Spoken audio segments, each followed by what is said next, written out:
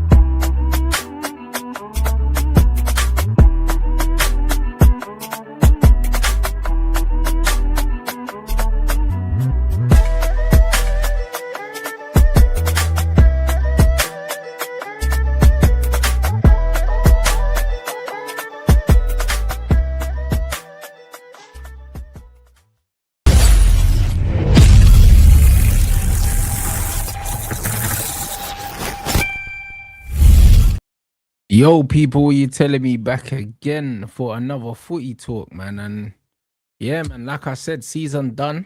You get me? The man them are doing what the man them are doing, you get me? So man's chilling. And yeah, man's probably gonna run footy talks around a similar time, 4 5 p.m. Every day, you get me? And then if there's news or there's stuff going on, then you get me, we run it, people. Do you know what I mean? So big up everyone inside. Obviously Saeed's in Canada. You know what I mean? So there won't be a red talk with Saeed tomorrow, but there'll be a footy talk tomorrow. Around the same time. You already know what time it is. So yeah, man. Big up everyone inside, man. And yo, it's silly season, bro. And bro, you see when we signed Edison and I told man it was a good sign and it's a good price and people were chatting rubbish. Now look what we have here. Everyone's 100 million now. Everyone's 100 million now. Everyone and their dog's 100 million. Man that ain't even done nothing in the game, man, are talking 80 millions on that.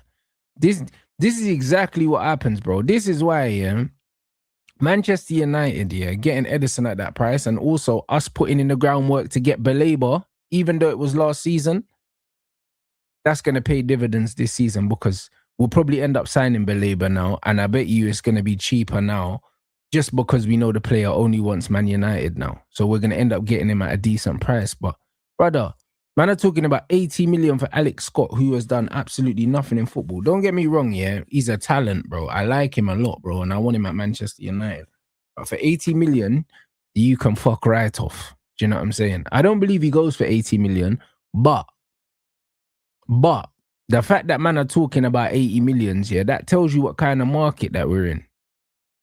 They're saying 80 million for Alex Scott because they want Mateus Fernandes, yeah. They're saying 85 million for Mateus Fernandes now. So if you're Bournemouth, you're looking at 85 million for Mateus Fernandes. And you're saying, all right, cool, I can ask for 80 million for Alex Scott. The market's fucked. The market is fucked. Do you get what I'm saying? This is what people need to understand. That's why when we got Edison for less than 40 million, people should have been saying, you know what, good deal. It's looking like a great deal now. It's looking like a great deal now. And you know what the funny thing is, yeah? If you're United, you can't win. You can't win. Do you know what I'm saying?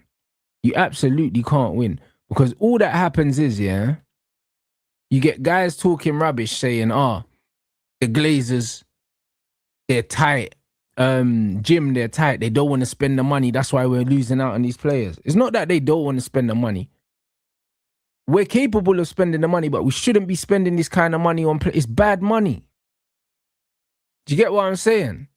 When Anderson ends up going to City inevitably, yeah, and they end up spending 100 million, there'll be some Man United fans that think that we should have spent 100 million. There'll be some that thinking that we should have spent 100 million. And then there'll be some saying that because we didn't spend 100 million, it's because the owners are tight and they don't want to compete. But the truth is, he's not worth that. He's not worth that. Man said they've offered him a release clause, 75 million next summer. But the thing is, he's got 2 years left. If he's smart, he wouldn't sign a deal with a release clause because why would you sign a deal now? Like, it's not in your favor to sign a deal right now because what, they're going to give you a pay rise for 1 season if you decide to stay, but he might want to leave now. He might even want to leave now. So my thing is, if Man United say to this brother, listen, we're coming to get you this season, innit? Don't sign the deal. He doesn't sign the deal. He doesn't sign it. But the point is, yeah, the numbers are looking cooked, bro. Like, look at this, yeah. For example, like, where is it? Let's see. Let me get this thing up because man was talking to Musa in the group chat. Like, where is it?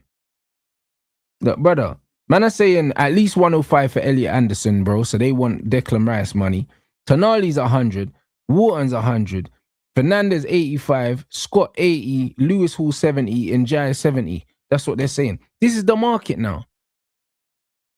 This is what they're saying the market is now, bro. And most of these men, 12 months ago, nobody wanted. That's the market now. Like, brother, what are we doing here? What are we actually doing here? Do you know what I'm saying? But you'll get Man United fans saying, oh, we can't compete. That, brother, we can compete. We can afford to spend this money. We can afford to, but it wouldn't be good if we did, like. It wouldn't be good. It wouldn't be good if we spent 100 million on Anderson. He's not worth that. This is the issue. It's not that we can't afford to spend the money. The money's there. We can technically afford to spend 300, 350. That's a fact. Do I think we should? Not really. Not really, because we don't have to. Liverpool went and spent 400 million last season, bro, and they went backwards, bro. They actually went backwards. So it's one of them ones where we're chilling. We're chilling at the moment. We'll get the players and we'll get them right. And Mbeumo didn't cost 75 million. I don't know why you're adding on. I don't know why you're adding fees to players. He didn't cost that. It cost 71, including add-ons, bruv. So man are chatting shit. You know them ones. And furthermore, yeah, you see Iliman Ndiaye, yeah, I would pay 70 million all in for Iliman Ndiaye because he's worth it. I would pay 70 million all in for Lewis Hall because he's worth it. All the rest of these players are not worth the money. They're not worth it. The reason why Lewis Hall is worth 70 million all in, yeah, including add-ons, is because Chelsea spent, 60 million on Cucurella like 4 seasons ago. So if Cucurella was worth 60 million 4 seasons ago, Lewis Hall is worth 70 million now. Because I think that Lewis Hall is worth what we paid for Brian. He is. Because that's your left back sorted for the next 6 years minimum. So he's worth 70 mil if we decided to pay 70 mil for him. Iliman Ndiaye, is a very unique profile of winger, yeah. So if man say they want Brian money for him again, that's not a problem. That's not a problem for him. But for guys like Mateus, guys like Scott and all these other guys, they're not worth upwards of 80 million, bro, because there's so many midfielders out there. The market is saturated at the moment, bro. There's so many midfielders available that if you're going to spend 85 million on fucking Mateus or Alex Scott, you might as well offer the 85 million for Adam Wharton. Or offer 85 million for fucking Tchouaméni if you want. You might as well. Offer Real Madrid 85 million and see if they don't take that. Do you get what I'm saying? Like, it don't make no sense. I don't believe for 1 second that Jose wants Mateus Fernandes. Jose, 1, don't play young players, yeah? And 2, Jose probably got the same agent as him, yeah? And they're using Real Madrid, yeah, to get the fucking price up. That's it. I don't believe for 1 second, yeah? I don't believe for 1 second that Real Madrid want that youth, bro. Because they've got bare young midfielders, bro. Why are they going to sign another one? Why are they going to sign another one? That makes no sense. Absolutely no sense. So, when we look at all these things, yeah? Nah, mate. Do you know what I mean? Man said they paid 42 million for Fernandes and they man want double the money for him after 1 season. Yeah, not going to happen, mate. Not going to happen. This is what I'm trying to say, bro. So, and when you look at it as well, if they paid 42 million for him, yeah, then he's been there a season, so his book value is in the 30s. So, if you give them double the book value, they've made a nice profit. They made a nice little profit. So it's not making no sense, bro. This is what people need to understand. The market is crazy. 100 million for Tonali is mad. Tonali's a good player, but he's never a £100 million player. Never in a million years. Never in a million years is he a £100 million player. He's an £80 million player max. He's the kind of guy that you probably end up paying 80 million for just because of his name and also because of his pedigree. He's got way more pedigree than the likes of Anderson and and Scott and all these guys. He's got pedigree. He's played at the top level. He's actually played at the highest level. So you can kind of see it. A man said, that's my point. If man like Scott and Fernandes are worth that, then get Wharton and Tchouaméni. But bro, if Man United are going to spend 85 million, go and get certified bangers. Go get Tchouaméni if you're going to spend that kind of money. And this is the point, bro. So this market is absolutely cooked, people. Absolutely cooked. So Man United's groundwork is gonna mean that we're gonna end up getting players, yeah. We're gonna end up getting players cheaper. Because Man United are on this thing where we're only signing players, yeah, that want to play for Man United, which means we're not gonna get in bidding wars with teams. We're just not. Like, United are relatively confident, yeah, that Fernandes only wants them. So we're not gonna get into no bidding war. The Baleba thing, we're not gonna get into no bidding war. Because Baleba decided from last season he wants Man United and only Man United. And all the reports coming out today, now, the Baleba stuff's starting to heat up again. Do you know what I'm saying? Man are saying that Baleba's got loads of support in the Man United dressing room and this, that, and the other, and all these other things. So it's only a matter of time before this Baleba thing now. It looks like, I thought that it'd gone quiet. I thought he was dead. I genuinely thought he was dead. Do you know what I'm saying? I thought he was dead, but maybe it's not. So it's one of them things where I'm looking at that now, yeah. That's a player that wants Man United. He'll force a move if he needs to. So you're chilling. Yeah, Baleba plays with Brian, but I think that he also played with I think he knows Lenny Yoro as well. I think. Do you know what I'm saying? I think there's a few men in the dressing room that he knows. So it's one of them ones where I think that United specifically targeting players that want to play for the club is going to mean that we spend less money. Because once a man dig their heels in and say, I'm only going Man United, then teams can't really fuck with you like that. Do you know what I'm saying? And similar thing happened with Leipzig to a certain degree. My man came out and said, my man basically came out and said, I only want Man United, bro, when Newcastle offered more money than us.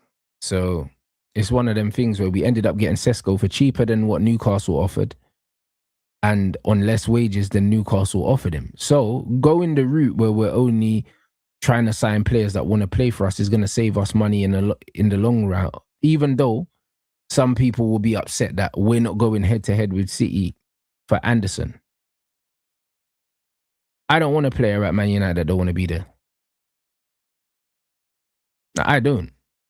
So I don't want Anderson. Man said Fernandes, and we need Fernandes standing a transfer. Okay. I don't even think we need to do that. I don't even think we need to do that, bro. I think that he was never going to cost 85 million. I think West Ham are saying that now, yeah, because they're looking at the market and they're trying to, they're trying to deter people from coming in and offering low numbers from the get-go. Think about it. Do you know what I'm saying? If you say 85, yeah, most of the time it's because you're willing to accept around 70. Usually. That's just how it is. Like, if you run out, yeah, imagine, yeah, you know that you'll take £80 for a pair of trainers. But you're trying to get more. You might say, yo, £100. A man might say, nah, 90. And you'll say, all right, cool. Do you know what I'm saying? I've just made a tenner. That's just how it is. The fact that man are saying 85, they're not getting 85, bro. He doesn't have an 85 million release clause. So it's not the same as them man saying, yo, 85 or he stays. No, bro. Like, you just got relegated. You need money, bro. You need money.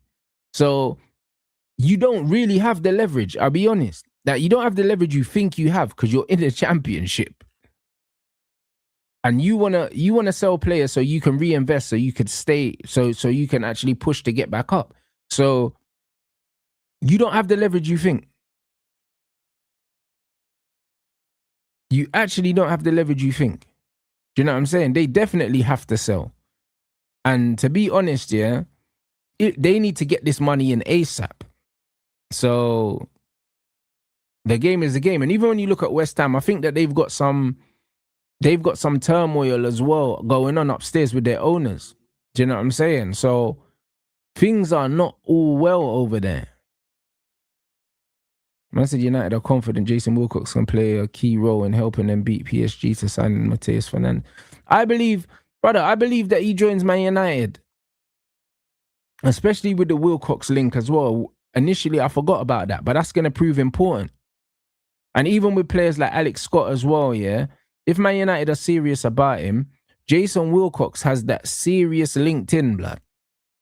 Do you know what I'm saying? He's got that serious LinkedIn. Any academy product, yeah, in the UK, yeah, Jason Wilcox will have a direct line to somebody that has worked with these players, bro, because he's the academy guy, bro. Like, he's the academy guy. When you look at my man's CV and the players that he's helped nurture, yeah, in the British game, bro, it's too vast, bro. It's too vast. So he's always one person away, yeah, from being able to call in a favor and to find out certain things. And I trust him. He'll be able to get it. He'll be able to get it. I said 55 to 60 up front maximum. I agree. West Ham need the money. They need it though. Do you know what I'm saying? And they need it sharpish as well. And there's not a lot of teams that can afford to slap down that kind of money up front. I said the owners stay beefing, but apparently one of them's meant to be leaving, that Gold or something like that. Isn't he meant to be going?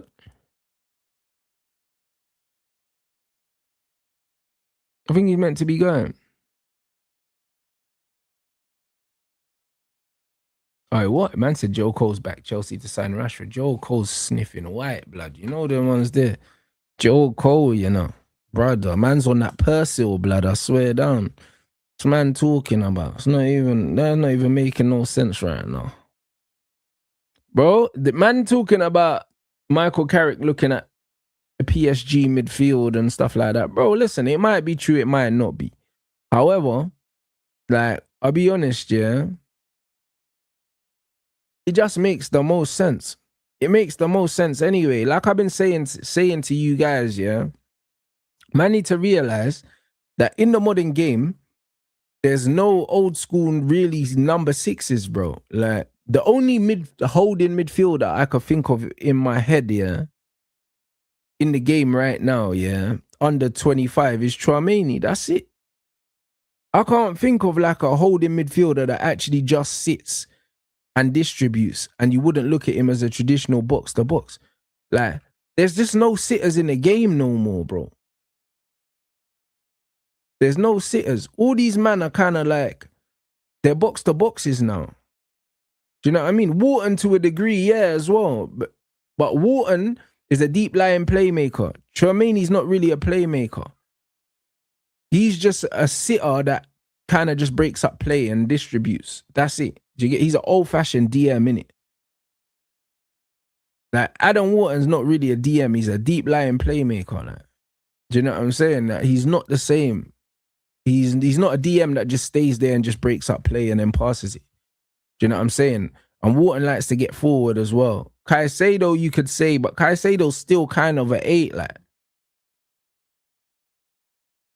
Caicedo's still kind of an 8, bro. Do you know what I mean? He's an 8 that can play the 6. But I wouldn't look at him and say he's an out-and-out 6.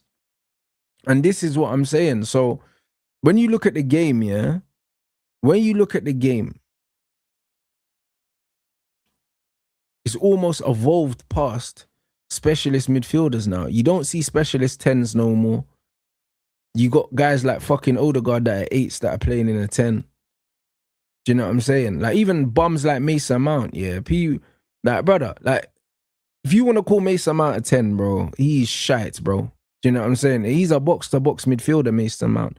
He's just shit in between both boxes.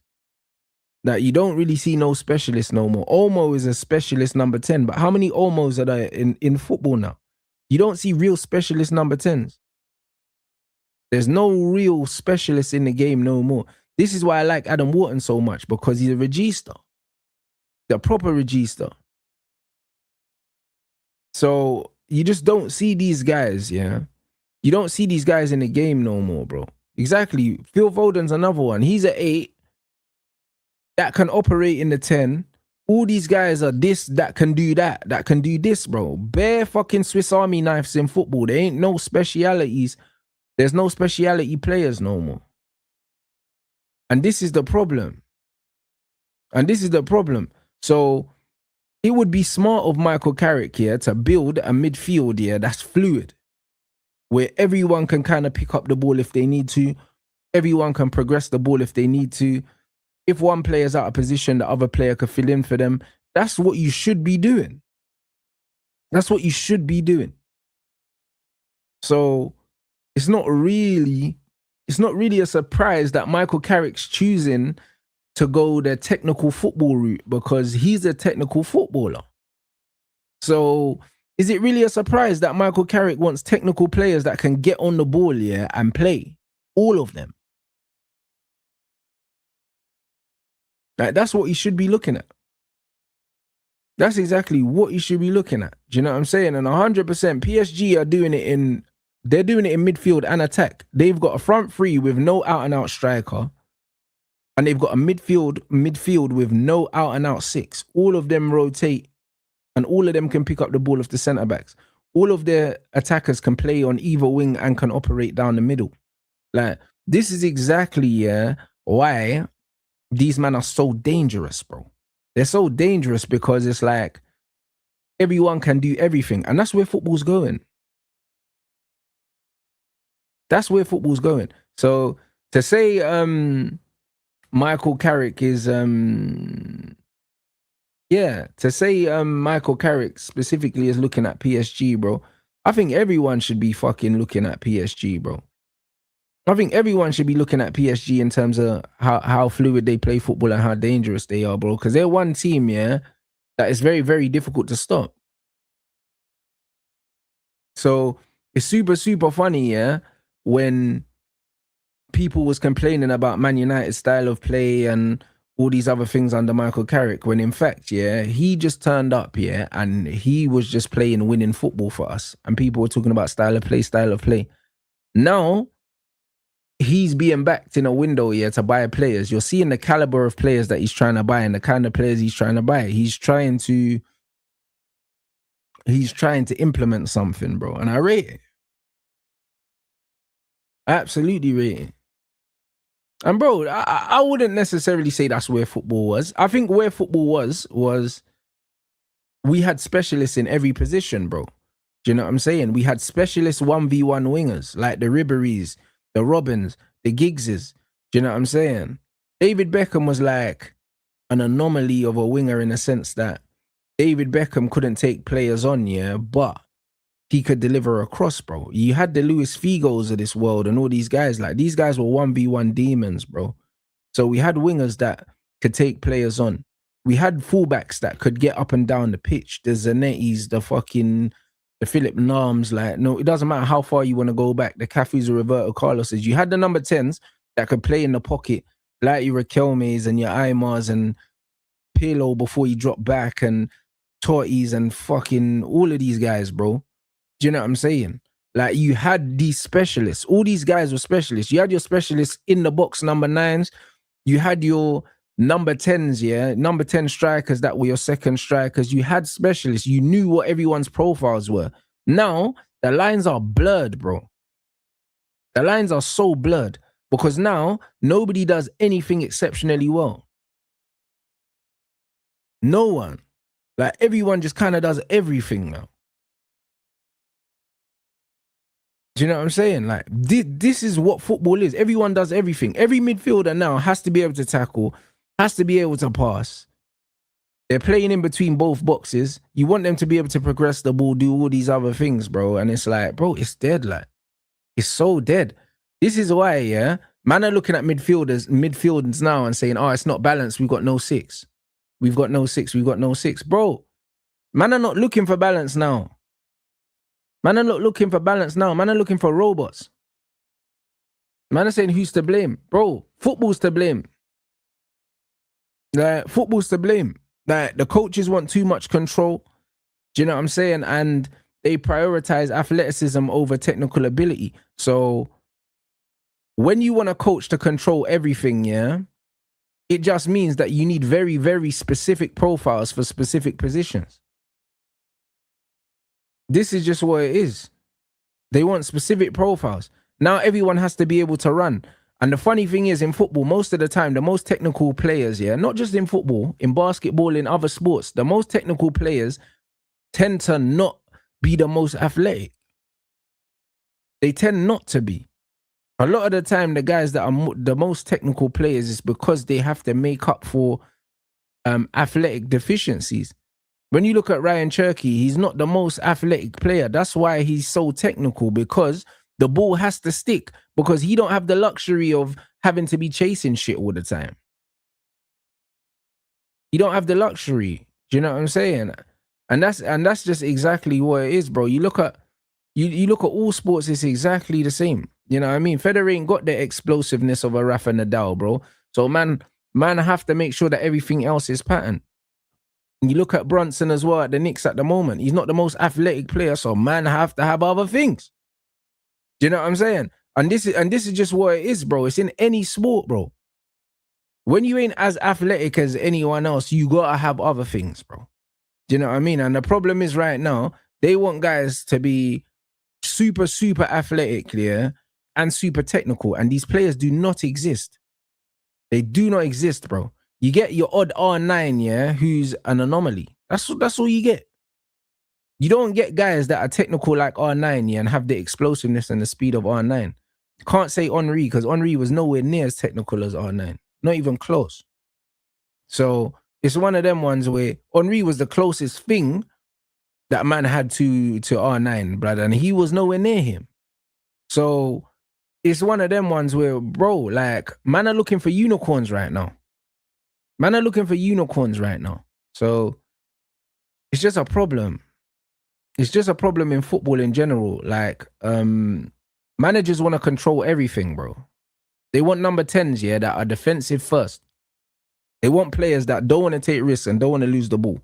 And all that happens is you just get loads of players doing the same thing.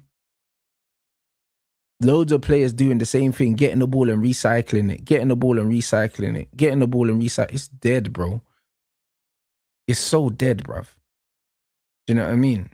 So I believe this is what it is, bro. I believe this is exactly the problem right now. So you're not going to get, yeah, your Pirlos, your Scholeses, your Xavis. You're not going to get these. Do you know what I mean? You could argue that Rodri, yeah, was probably the last kind of player like that. And Rodri's nowhere near the players I mentioned, by the way. Rodri looks good in this era, yeah? But Rodri ain't nowhere near Xavi. He's nowhere near Scholes. He's nowhere near Pirlo. He's nowhere near those guys. Like, Rodri, yeah, really and truly, yeah, has got decent passing and shooting, yeah, and he's a big guy. He's like 6'1", I think. Like, he's a big, strong guy. Like, Scholes and fucking Xavi were, what, 5'10" or below. That small guys, agile guys. Rodri's not agile like them. Do you know what I'm saying? Man talk about Rodri now, yeah? He's 6'3". That's what I'm saying. Like, bro, man talk about Rodri. Do you know what I'm saying? Like he's Xavi, bro. You could put Rodri next to Xavi, he looks mid. Do you know what I'm saying? Like, he looks mid. That's the reality. Like, bro, if you put Rodri next to fucking Xavi, he looks like Jack Rodwell, blood. And that's the reality. So football is, you get me? Football's just not there, like. Football's not there. It's not there no more. So people need to realize, yeah, Rodri is one of the last of a dying breed in terms of just sitting midfielders that just wins the ball and distributes. Now everyone's got to do everything, man. Everyone's got to do everything. Busquets was different. Busquets was a joke. Busquets was a joke. He shits on Rodri. Rodri's nowhere near Busquets. Nowhere near as well. I didn't even say Busquets because Busquets is one of the best like holding midfielders to ever play football, bro. I didn't even say Busquets because he's in a league of his own. You know, league of his own, bro. If you see Busquets in rondos and all that, he's a piss taker, bro. He's a piss taker. But the thing is with Rodri, yeah, you look at Rodri, 6'3". He used to be quite robust and very like he could get about. Now he can't get about no more. His legs are gone from the injuries and now he's cooked. Do you see what I'm saying? He's cooked now. Like if I was Man City, I would sell him. His legs are gone. Like he'll never be the Rodri of old. He'll never be that. He's gone, bro. He's had too many injuries, bro. So the athleticism that he had, yeah, is not there no more. So now you're seeing him on the ball. On the ball, he looks a bit slow now. He looks a bit slow. He looks a bit tentative. Like he ain't got it no more. He needs to go to Real Madrid where La Liga can prolong his career. He'll get eaten alive in the Premier League. If Rodri stays at Man City next season and they don't bolster their midfield, Man City gonna struggle next year again. They're gonna struggle. He's got great IQ, but bro, in the modern game, yeah, I can't lie. The IQ don't get you too far if you don't have the athleticism anymore. It don't. It don't. It really don't get you nowhere no more, bro. Because you know what's funny, yeah? When City, yeah, towards the end of the season when City needed players, yeah, to stand up here, who was doing it for them? Fucking Doku, blood. He ain't got no IQ. He's just a speed demon. Do you know what I'm saying? Like, this is football now, man. This is football now. Football now, you need guys that can get up and down the pitch, bro. Like, being smart and all that is great, yeah, but there's systems out there now to stifle players. There's systems out there to stifle players now, bro. This is the game. So you can be a good individual, yeah, but just being a good individual, yeah, in a bad team is not enough for your team to win games. We're seeing it everywhere, bro. Like, don't think for 1 second, yeah, that Florian Wirtz is a shit footballer, because he's not, bro. Do you know what I'm saying? But he's a good technical footballer in a system that don't suit him, in a league, yeah, that doesn't let him get away with his lack of athleticism. And he's not even a bad athlete, but he's not Semenyo. He's not Doku, like. He's lightweight, bruv. Do you know, he's built like Ahmad, bro. He built like Ahmad. Do you know what I'm saying? And when you're built like Ahmad, yeah, brother, you need help. You need help, bro. Because, bro, you can't just get away with being a good footballer, bro. Like, it's not good enough being a good footballer in the modern game, especially in the Premier League. Being a good footballer is not enough. Ain't enough, bro. If you ain't got the physical side, yeah, and you don't have people around you to help you, brother, you will just get drowned. You get suffocated. You get suffocated. So this applies to everything.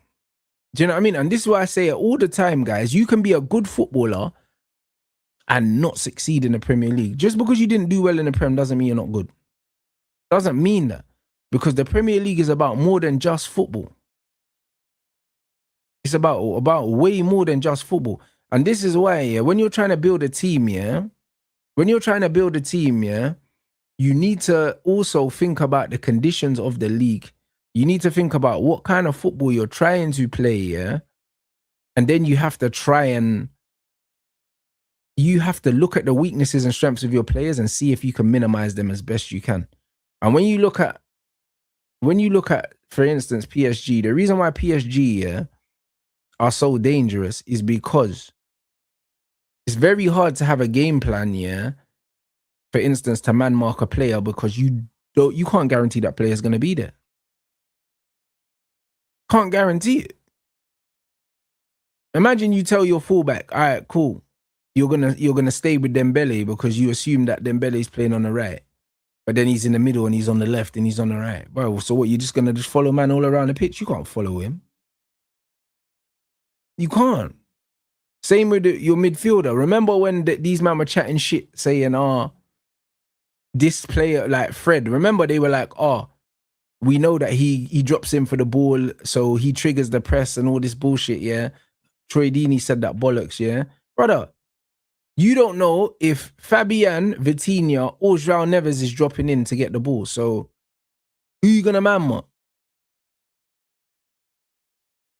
Who you gonna man mark if they're all dropping in? Sometimes all three of them drop at the same time. Sometimes one of them drops. Sometimes two of them drop.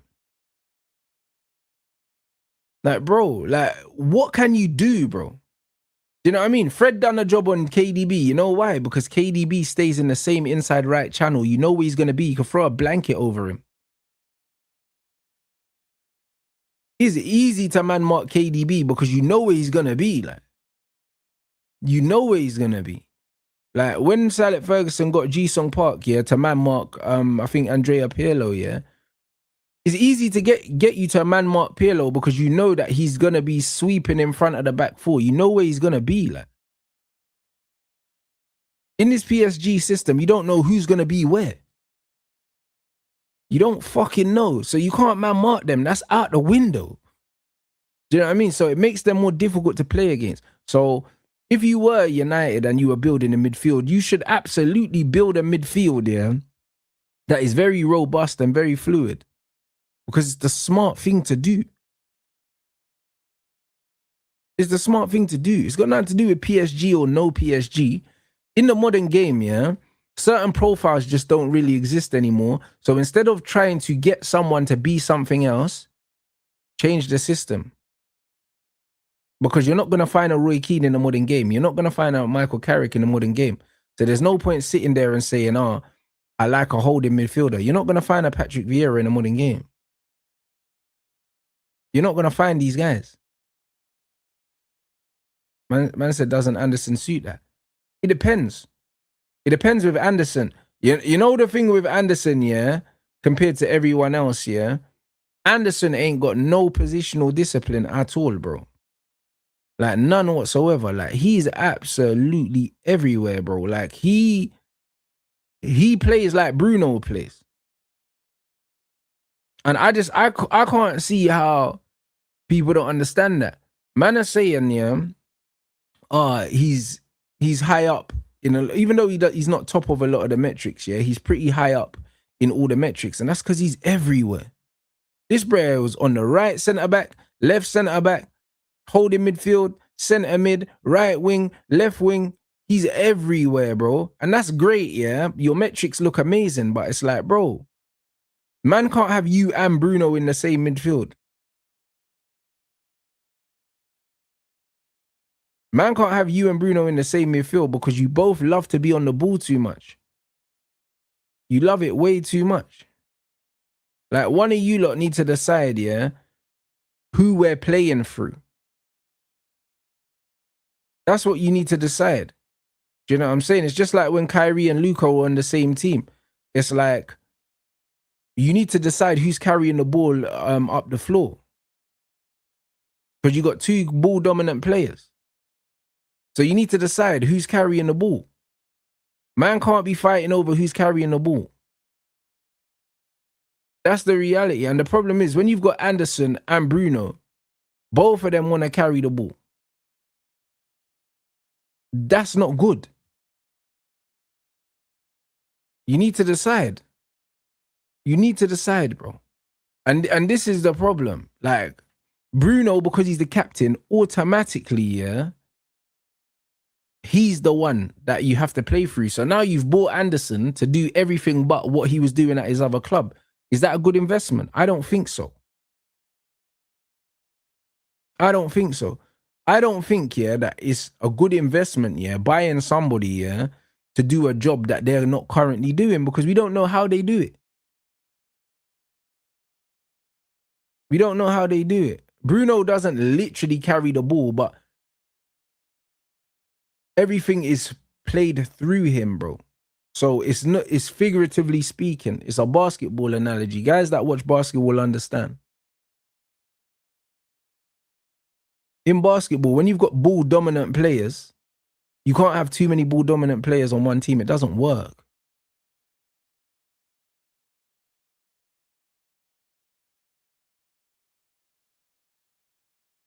So yeah, it's just one of them ones. Anderson's very ball dominant, and he plays in a team that allows him to do what Luka does. And I can't lie, you can't have that version of Anderson and Bruno in the same team. You can't. So I don't see how that works. So Anderson doesn't perfectly replace Casemiro. He's nothing like Casemiro. Casemiro was positionally disciplined. He screened. He won the ball, and Casemiro was happy for other people to be in the spotlight, bro. Like Anderson wants to do everything. Exactly. Anderson can't be as ball dominant at City or United, but this is the point. But the thing is, yeah, for instance, if Rodri ends up leaving City, I'm not saying he will. If he ends up leaving City, he's better for Anderson. He's better for Anderson. But then again, it depends on how they're looking to use Anderson, because again, they could play. There is a world where they could play Anderson further forward, and they can say, "Yo, like we're gonna play him in the KDB kind of role where he's gonna be our midfield facilitator because we don't really have one." Because if Bernardo's leaving, yeah, Phil Foden, you wouldn't really class as a facilitator. So they could even use Anderson a bit further forward in that advanced 8 role and say that we want to play through you higher up the pitch. You're not going to see the same Anderson dropping in to centre back and picking up the ball, because Rodri, if Rodri's there, Rodri does that. If Rodri's there, Rodri does that. Do you see what I'm saying? So again, there's going to be a change in how he's used at Man City, period. There's going to be a change. Like there could even be a possibility where in some games he plays even more advanced than that. You know what I mean? We've seen managers use Enzo in the fucking 10. Do you know what I mean? Which is crazy. Do you know what I mean? So there could be times where you see Anderson used as an advanced midfielder, like really advanced. There's a possibility that could also happen. But what we're not going to see is we're not going to see the same Anderson, yeah, that we've been seeing at Nottingham Forest, because that role doesn't exist at big clubs. It doesn't exist. So if people think that they're going to see the same Anderson dropping in at right back, left back, centre back, picking up the ball, passing the ball forward, bombing forward and controlling the whole midfield, now you've got managers like Maresca who plays positional football. Pep played positional football before that. Managers that play positional football don't give you the freedom to just get on the ball and do what you want. It doesn't exist. It don't exist. So straight away, you're seeing a different player. And that's why, for instance, Reinders is a player that needs freedom. He's a box-to-box player that scores goals, and he needs the freedom to get on the ball and do his own thing. He would have been better suited to probably playing for a Michael Carrick. But playing for a Pep, no way, bro. Absolutely no way, bro. Like, probably was the worst situation for him. And even to a certain degree, yeah, same with Ryan Cherky. Like, Ryan Cherky's been very, very open about the fact that he ignores Pep Guardiola in some instances because Pep don't want to give him the freedom.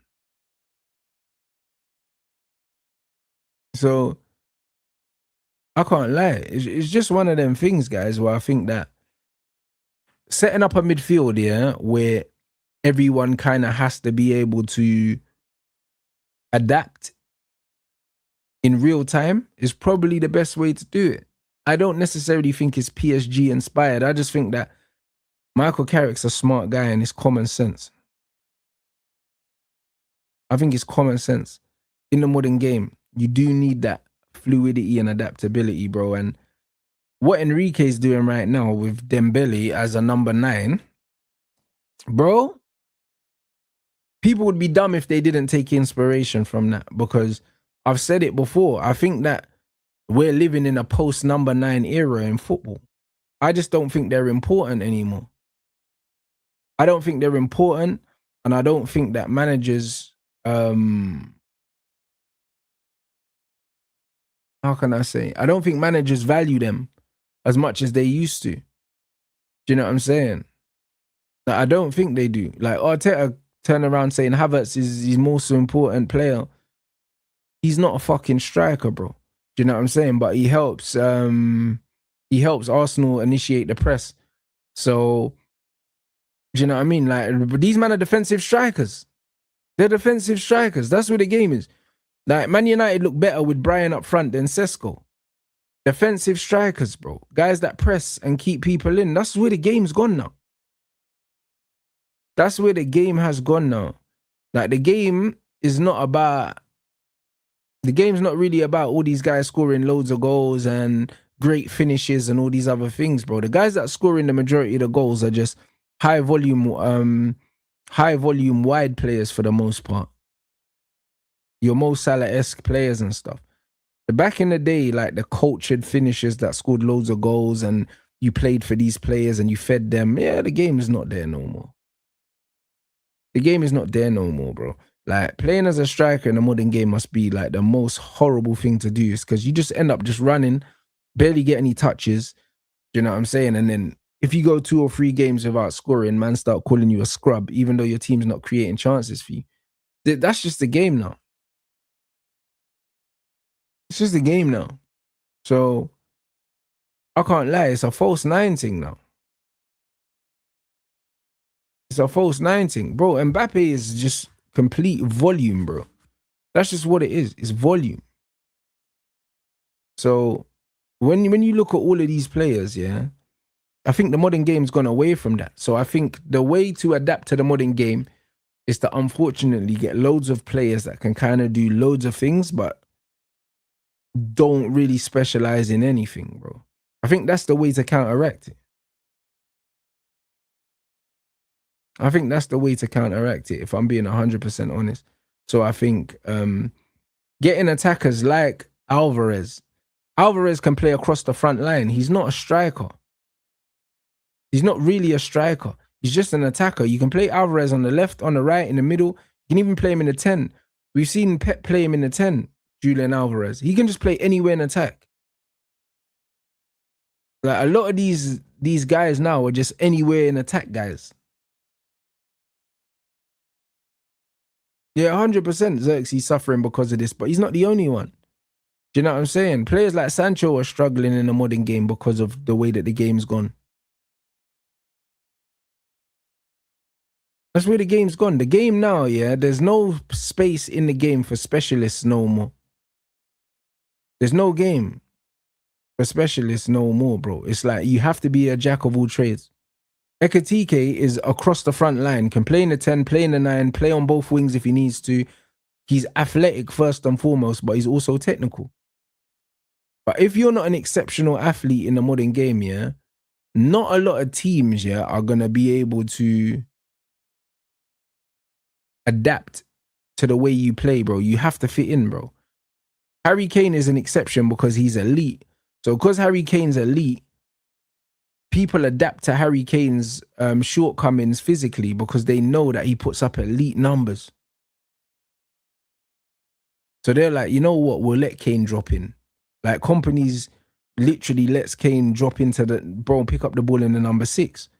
And he adapts to Harry Kane's, to his movement patterns. That's it. Do you know what I mean? Yeah, exactly. Same with Karim Benzema as well. Naturally, his movement patterns, he likes to go towards the ball. So because these men are so good, you adapt the way that you coach to let these guys play their game. You adapt. But the truth is, a lot of these modern players are not good enough to adapt your whole system to you. They're not. They're not. So you kind of have to play a system where you can get as much as you can out of these guys. Yeah, 100%. You look at the Alvarez, Krupi, Ekitike, João Pedro, they all got in common is that they all play across the front line. That's where the game's going now, guys. The game is going to all of these positionless players, bro. That's what I'll call it. Everyone's positionless. Is he a 6? Is he a 8? Is he a 8? Is he a 10? Is he a striker? Is he a winger like Mbappe? Like nobody knows if he's a winger or a striker. Like these men ain't got they got no positions.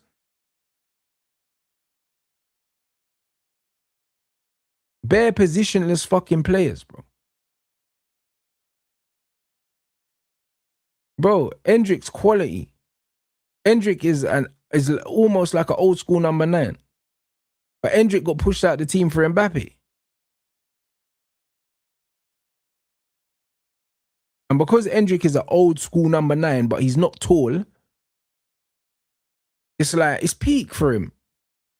Because he's got decent pace, he's strong, but because he's not big and tall, yeah, brother, man, I take him out for some dickhead. Like, he's probably like a similar height to like Romario, but he's just a lot more stocky and that. Like, Endrick is a striker, bro. Like Kun Aguero.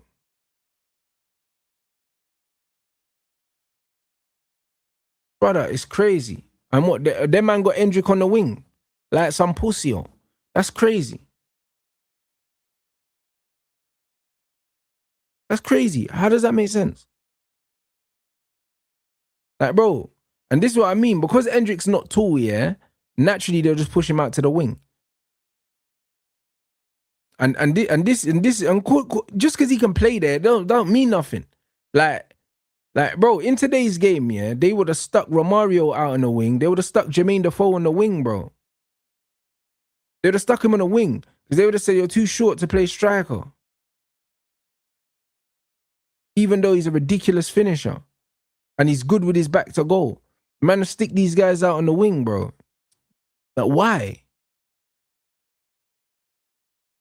Like, bro, I can't lie. Bro, even fucking Arteta had Aubameyang doing wing shifts. Man had Aubameyang doing wing shifts, you know. And Aubameyang is a striker, bro. So it's one of them ones where this is where the game's gone now. Like, there's no real room in the game now for proper strikers, bro. Unless you're putting up absurd numbers like Erling. There's no room for them. There's actually no room for them in the game. And once you accept that, then you kind of need to think, all right, cool, so how can I navigate around this? Hey, big up my bro for the super chat. Appreciate you, my brother. Do you know what I'm saying? That's fucking funny, bro. The pursuit of happiness thing with troops killed me, you know. I can't even remember who said that in the chat, but that's one of the most generational comments of all time. And bro, like Erling off the ball don't give City nothing, but he scores loads of goals. Do you know what I'm saying? He scores loads of goals. And this is why genuinely, like, I think we're past that now. Man said, look at tall winger era, Leao, Gakpo. Bro, these 6'3" wingers are dusty, bro. And this is what I mean. Again, none of these guys can't really take players on. They don't have the low center of gravity, but these men are out there now, bro, because the game is all about athleticism, bro. That's all it's about. It's about, I want the biggest, strongest, fastest players. If you can be big, strong, and fast, man can play you anywhere. Like, it was weird seeing wingers over 6 feet tall, bro, when I was growing up. It didn't make sense. You could look at a player's build and you could kind of guess where they were playing. If they were shorter, they were probably on the wings somewhere. They were probably either fullbacks or they were wingers. Most of the time, if they were below a certain height. Yeah, I mean, you would know your centre-backs and your centre-forwards because they tended to be the taller ones. Unless there was a two where you might have a shorter one and a taller one. But for the most part, your centre-backs and your centre-forwards were always probably the tallest. Your centre-mids were kind of in between wingers and fullbacks and strikers. So they were kind of probably about 5'10". Do you know what I mean? Maybe a bit shorter, depending. Now you got 6'2" right backs and shit. 6'3" right backs. Like, what the fuck are we doing, bro? Like, it looks mad. Do you know what I'm saying? Like, it looks really crazy. It looks really crazy, bro. Do you know what I mean? There's no space in the game for an Iniesta now. There's no space in the game for Iniesta, bro. Do you know what I'm saying? Because they'll play fucking Martin Odegaard in the 10 before they play Iniesta there, bro. Like, it's crazy. Yeah, bro. Man said Aaron Lennon looked like a child. That's what I'm saying. Sean Wright Phillips and that. Sean Wright Phillips. These men are 5'6", 5'7", small. Yeah, bro. The game's different, man. The game is actually different, bro. Wingers used to be quick and smaller, and they used to be as agile as the fullbacks because it was winger versus fullbacks, 1v1s. That's what it used to be. That's what it used to be. You had to be able to compete with these guys in a foot race. And now you got fucking fullbacks that are 6'2", 6'3", and wingers that are 6'2", 6'3". It's all weird. I said, at what height would you say limits your dribbling? I think dribbling is always going to be a short man's thing anyway. I'll be honest. It's always going to be a short man's thing, bro. So it's one of them ones where if you're above 6 foot, yeah, dribbling is just more difficult. Period. Do you know what I'm saying? It's just more difficult. It's just everything's mad because you got to think about stride length. You got to think about all these things. If you've got a shorter stride length, it's easier to control the ball. If you've got longer legs, naturally you have longer strides, and longer strides are not better for dribbling. Do you know what I'm saying? Shorter strides and more touches are better for dribbling. That's why when you look at Messi and Hazard and these guys, more touches, shorter strides, so you can run faster. So naturally, long legs don't help. Do you know what I'm saying? So this is why when you see tall players that can actually dribble, they're a freak of nature, like your Paul Pogba's. His dribbling doesn't make sense because he shouldn't be able to dribble the way he dribbles. He shouldn't be able to. Even Elise is not really a dribbler like that. It's not a 1v1 dribble. It's not a 1v1 dribble. It's not that. Same as Zidane. Like, Zidane was a freak. He was a freak of nature because he wasn't meant to dribble like that. Do you know what I'm saying? But the close control dribble, like close control, like Ben Arfa, Mahrez, that kind of dribble. That dribble's different, bro. And when man are over a certain height, man can't dribble like that. It's impossible. You just can't. That Lamine Yamal is tall, bruv. Do you know what I'm saying? He's tall. He's tall and skinny, bro. He's got a similar build to Neymar. He's just taller than Neymar. He's just taller than Neymar. But Ryan Cherky's footwork, the reason why he can move his feet like that is because of his height, bro. All these men that you mentioned, yeah, don't have feet like Cherky. None of them. And it's Cherky's height, bro, the reason why his feet are like that. The same with Hazard. Same with all these men. The man with feet like that, now you see it, now you don't feet. Yeah, bro, them man are shorter. You get me? So it just is what it is, isn't it, man? It just is what it is, but the game is, bruv, the game's gone and it ain't coming back, innit, guys? That's what man needs to realize. We're seeing meaty ballers now going for 60 odd million, bro. Like, we saw Solanke go for 60 million. So because we saw Solanke go for 60 million, us trying to get Alvarez for 60 million might be a pipe dream.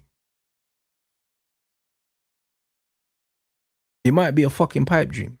I'll be honest. It might be. So I don't know. We just have to see, bro. You know what I mean? We just have to agree. I big up, bro. Yeah, bro. People been saying they want more solo streams, bro. So man's gonna do an hour probably every day. Do you know what I'm saying? Regardless, because yeah, the man them, you know what time it is, bro. Like, it's off season. Guys are not available as much. Everyone's doing their own thing. Man are on kind of on their summer holidays, you know, like that. So yeah, man's gonna do an hour every day. And man's gonna be gaming as well. I got 007. And I got the part 2 of what's that, Ghost of Yotai as well. I got both of them. You know what I'm saying? So we're gonna be gaming tonight as well, for sure, and we'll still have Red Talk with Flawless at 6:30. You know what I'm saying? So yeah, man, that's what I'm saying, bro. That yeah, the solo's doing numbers, but it's testament to the community, bro. Do you know what I'm saying? Because that's what it is. Man's built a community now. Man can just catch up with you lot. We can talk football. Do you know what I mean? And it's calm. So yeah, bro. Man enjoys them, man. I enjoy them, bro. Like no shouting, no trolling, no bullshit, just football. You get me? So yeah, man. I'm gonna be back at 6:30, bro. I'm gonna go eat some food. Now I'll be back at 6:30, and then we'll do Red Talk with Flawless, and then we'll be live on Twitch after that. Do you know what I'm saying? So yeah, man, we'll be live quite a bit this evening. Most evenings, and then obviously once the World Cup starts, then it will be evening watch-alongs as well, bruv. You know what I mean? So yeah, man. Oi, listen, big up everyone inside. It's been lit. You already know what time it is, and I'll see you guys back here at 6:30, people.